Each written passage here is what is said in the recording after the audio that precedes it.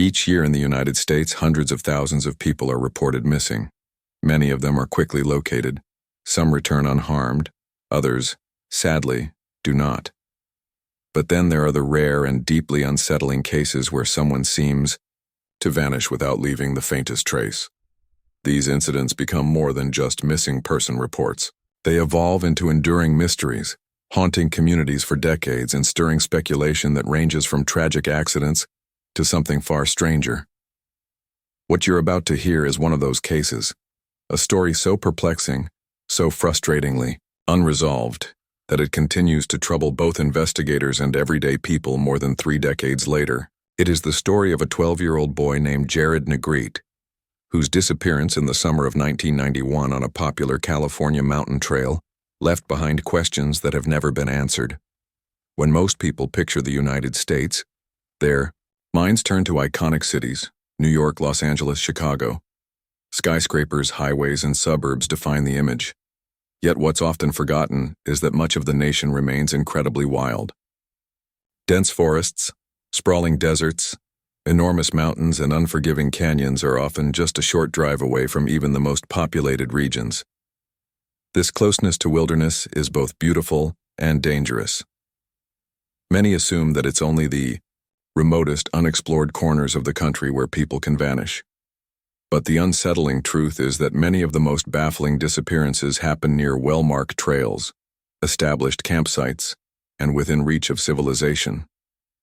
People can be walking among dozens of others one moment and then be gone the next, as if the earth itself swallowed them. Before we dive into Jared's story, it helps to look at a few examples that show just how common and mysterious such disappearances can be. In 1988, just 3 years before Jared's fateful hike, an experienced outdoorsman named Timothy Barnes set off on a trek in Yosemite National Park. Standing over 6 feet tall, physically strong, and familiar with the outdoors, he seemed more than capable of handling the journey. Barnes planned to reach Polydome Lakes by way of the Murphy Creek trailhead. Yet despite his abilities, he never arrived. A massive search was launched, but neither his body nor his gear was ever found. Years later, in 2015, another unsettling case emerged. Morgan Heimer, a young river rafting guide, was working along the Colorado River. After tying down rafts for the night, he stepped aside, still wearing his safety gear, and told his companions he was taking a short rest. He walked behind a tree, just a few feet away from others, and never returned. Dozens of people were nearby. A search stretched on for days. No evidence of what happened to him was ever uncovered. Stories like these illustrate how vanishing in the wilderness is not always about inexperience or poor preparation. Sometimes even the capable and cautious disappear without explanation. But Jared's case remains particularly haunting. Unlike the others, he was not a seasoned adult hiker. He was just a child, a Boy Scout, taking part in what should have been a safe and supervised outing. Jared Michael Negrete was born on September 11, 1978. He grew up in El Monte, California, in a working-class family. Those who knew him described him as cheerful and curious, with a wide-eyed eagerness to explore the world beyond his neighborhood. His curiosity led him to join the Boy Scouts, not just for the camaraderie but for the promise of adventure, camping trips, hikes, and learning survival skills.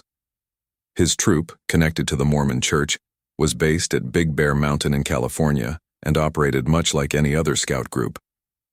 By the summer of 1991, Jared was eager to take part in one of the troop's most ambitious trips yet, a hike up Mount San Gorgonio, the tallest peak in Southern California, rising over 11,500 feet. For Jared, who was only 12 years old, the expedition promised excitement and challenge. His parents outfitted him with a scout uniform, snacks, a canteen of water, and a small camera to capture memories along the way. However, one detail would later stand out. Instead of sturdy hiking boots, Jared wore high-top sneakers. While they provided some ankle support, they lacked the traction needed for rugged mountain terrain. At 5'2" and weighing around 150 pounds, Jared was heavier than the average boy his age. He was active but not an experienced hiker, and the thinner air at higher elevations would pose an additional challenge. To make matters worse, although Jared normally wore glasses, there's no evidence he had them with him on the day of the hike. These small details would later play into the mystery of how things unfolded. On July 19, 1991, Jared joined 4 other scouts and their leader, Dennis Knight, to begin the climb. Their chosen route, the Vivian Creek Trail, is known as one of the most difficult paths up Mount San Gorgonio. 17 miles round trip, it features steep inclines, switchbacks, and rocky terrain. For young boys with little hiking experience, it was ambitious, perhaps too ambitious. The first day went smoothly, and the group set up camp along the way. Spirits were high, but on the second day, as they pressed toward the summit, Jared began to lag behind. The elevation, the challenging trail, and his inexperience all worked against him. By late afternoon, around 6 o'clock, Jared had fallen significantly behind the group. What happened next remains uncertain and controversial. Some accounts suggest that Scoutmaster Knight made the decision to let Jared rest at a spot on the trail, assuring him they would regroup on the way back. Others claim Knight didn't realize the extent of Jared's struggle until other hikers reported seeing a lone boy trailing behind. Either way, the result was the same. Jared was left alone on the mountain. Mount San Gorgonio is popular, and that day there were dozens, possibly hundreds of hikers scattered across its trails. Several of them later recalled spotting Jared. One group, which included a firefighter, saw him at about 10,000 feet, walking off trail. They warned him to stay on the marked path, but it seemed he didn't heed the advice. Other witnesses described him hurrying across switchbacks, possibly trying to shortcut and catch up with his troop. Then, at some point, the sighting stopped. When the scouts descended, Jared wasn't there. As daylight slipped away, Knight made only a brief attempt to look for him before leading the remaining boys on the long trek back to safety. It wasn't until night had fully set in that the alarm was raised. At dawn on July 20th, the search for Jared officially began. It was one of the largest search and rescue operations in California history. Helicopters equipped with infrared cameras scanned the mountainside. Ground teams of professionals and volunteers spread out. Dogs sniffed for any trace. Riders on horseback explored valleys and ravines. The landscape, however, was merciless. Mount San Gorgonio is a maze of steep cliffs, boulder fields, and dense vegetation. One wrong step could send a person tumbling into a hidden ravine. Despite the massive effort, Day 1 ended with nothing. No sound, no movement, no trace of Jared. His family waited in agony. They knew Jared wasn't skilled in survival techniques. He had no tent, no fire-starting tools, and little more than snacks to keep him going. The one small comfort was that the weather remained mild. If he could stay safe, avoid injury, and conserve his supplies, he might hold out long enough for rescuers to reach him. On the second day, searchers found their first clue. A single footprint, from a tennis shoe, consistent with Jared's. But it was well off the trail near a treacherous rocky slope where even adults risked falling. The find raised more questions than it answered.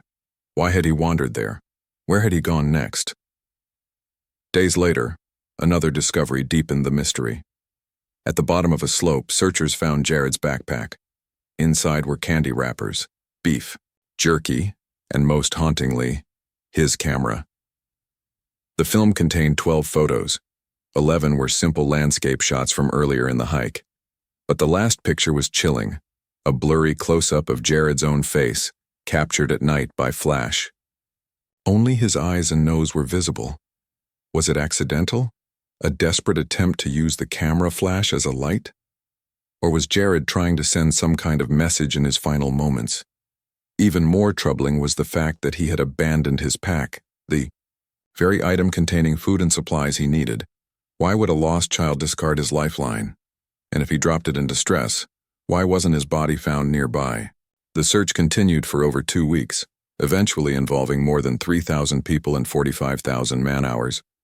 Teams combed through every ravine, ridge, and creek bed they could access. Dogs found nothing. Helicopters circled endlessly. Yet no body, no clothing, no further belongings appeared. On August 4, 1991, after 16 days of exhausting effort, the search was officially called off. Authorities concluded that Jared had likely succumbed to exposure or injury. His family, devastated, held a memorial service in September attended by over 500 people. But they were left with no closure, only haunting uncertainty. 10 years later, in 2001, an eerie echo of Jared's case occurred on the very same mountain. William Parvin, a 17-year-old hiker, was with his father and sister near the summit. When his sister fell ill from altitude sickness, William's father told him to continue upward and rejoin them on the way back. But William never returned. Search and rescue operations commenced once again. And among the volunteers were none other than Jared's parents, Felipe and Linda Negrete. The parallels were painful. Another teenager lost on the same peak, nearly to the day of their own son's disappearance. Unlike Jared, however, William eventually resurfaced days later in the town of Whitewater, over 30 miles from the trail. Exhausted, injured, and hallucinating, he claimed he had taken a wrong turn, fallen off a cliff, and survived by drinking from streams. His ordeal showed how quickly confusion and poor decisions can spiral into disaster on San Gorgonio. But his return only deepened the question: why hadn't Jared been found the same way? Over the years, countless theories have been proposed to explain what happened to Jared Negrete. The most straightforward is that he fell. The terrain is unforgiving, riddled with steep drops and hidden ravines. A single misstep could have sent him into an inaccessible area where searchers could not safely reach. His body may have been concealed by thick vegetation or scattered by natural processes over time. Yet, no scavenger activity was ever reported. No vultures circling, no evidence of remains. Another theory is altitude sickness. At higher elevations, Jared could have experienced headaches, confusion, or even hallucinations, impairing his judgment. This might explain why he abandoned his backpack or strayed off marked trails. But again, why was no body ever found? Some suggest an animal attack, but experts largely dismiss this. Predators leave behind evidence: clothing, bones, shoes. None were recovered. Another possibility is that Jared fell into one of the region's waterways. Streams and rivers crisscross the mountain, including the Santa Ana and Whitewater rivers. If he slipped into one, his body could have been carried miles downstream, hidden or destroyed by the currents. But search dogs never indicated such a path. Then there are darker theories. California in the 1990s was plagued with child abductions. Could someone have lured Jared away, posing as a helper? Could his backpack have been deliberately left behind, as a decoy? Authorities have never found evidence for foul play, but the idea lingers. And of course, some people point to more paranormal explanations. Mount San Gorgonio lies near Big Bear Lake, an area long linked to UFO sightings. Could Jared have been taken by something not of this world? Others suggest so-called time slips, or portals, mysterious gateways to other realities reported throughout folklore. To believers, Jared may not be gone at all, just lost somewhere we cannot reach. More than 30 years later, the disappearance of Jared Negrete remains unsolved. His final photograph, the close-up of his young face in the dark, continues to haunt all who see it. His family, his community, and countless strangers online have speculated endlessly about what happened on that summer day. Whether the explanation lies in a tragic fall, a cruel twist of nature, foul play, or something far stranger, one truth is undeniable. Jared was a child whose safety should have been guaranteed. The negligence of allowing him to lag behind without proper supervision set the stage for his vanishing. The wilderness can be breathtaking, but it is also merciless. Even near well-marked trails and within earshot of other hikers, it can swallow people whole. Jared's case is a sobering reminder of how quickly adventure can turn to tragedy, and how sometimes, no matter how hard we search, the answers remain beyond our grasp.